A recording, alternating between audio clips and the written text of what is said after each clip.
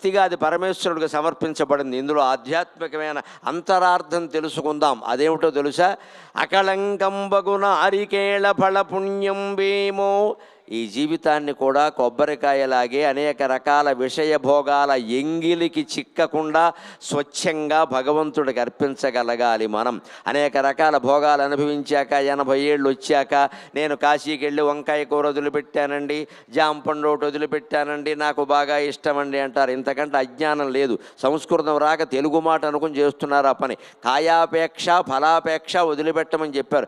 కాయ అంటే వంకాయ జామకాయ కాదు, తెలుగు మాట కాదు ఇది. కాయం అంటే శరీరం. ఈ శరీరం మీద అపేక్ష వదిలిపెట్టమని అర్థం. అక్కడ వంకాయలు టెంకాయలు ఎవరన్నా వదిలిపెడతారు, శరీరం మీద అపేక్ష వదిలిపెడతారు.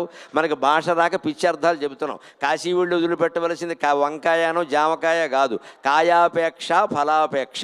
కాయం అంటే శరీరం. నీ శరీరం మీద నీకుండే పిచ్చి వ్యామోహం వదిలిపెట్టు. ముందు బ్యూటీ క్లినిక్ వెళ్ళడం, అద్దం దగ్గర 3 గంటల సేపు మేకప్ వేసుకోవడం మానై. అప్పుడు భగవంతుడు అర్థమవుతాడు ఖచ్చితంగా. ఇన్ని వేల మంది చూస్తున్నారు, లక్షల మంది వింటున్నారు కాబట్టి ఒక్క మాట చెబుతానమ్మా. నాకు ఇంగ్లీషు మాట్లాడటం ఇష్టం ఉండదు, కానీ మేకప్ అనే మాట కొత్త అర్థం ఏమిటో తెలుసా? Make your self up, that is called makeup. గుర్తుపెట్టుకోండి. ముఖానికి రంగేసుకోవడం కాదు. Make your self up. నువ్వు భక్తి టీవీ కార్యక్రమానికి రాని క్రితం 8వ తారీఖు ఎలా ఉన్నావు, 23వ తారీఖు ముగిసిన తర్వాత 24వ తారీఖు నీ ఉద్యోగంలో కానీ నీ సంసారంలో కానీ ఎలా ఉన్నావు? ఈ 17 రోజుల్లో నువ్వు ఉన్నతంగా ఎదక్కపోతే ఇన్ని లక్షల ఖర్చు దండగా అయిపోయినట్టే లెక్క. Make your self up, that is called makeup. ఆ మేకప్కి ప్రాధాన్యం వేయండి.